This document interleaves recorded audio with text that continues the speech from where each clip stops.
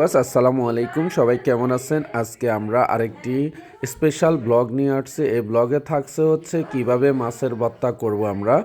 তো মাছের ভর্তা করার জন্য এখানে আমরা কিছু আলু সিদ্ধ করে নিয়েছি, কিছু মরিচ বাটি নিয়েছি, তারপরে ধনিয়া পাতা কুচি করে নিয়েছি, লোট্টা শুটকি এখানে আমরা গুঁড়ো করে নিয়েছি, তারপরে মাছের যে বাজি করেছি মাছগুলো ওইগুলোর কাটা আমরা ফেলে দিয়ে এগুলো ছোট ছোট করে নিয়েছি। তো ভিউয়ার্স, আমরা এখন কিছু পেঁয়াজ কুচি করব এই ভর্তার জন্য। আর হচ্ছে বরবটিটা আমরা কেটে রাখছি, এটা একটু পরে আমরা সিদ্ধ করে নিব।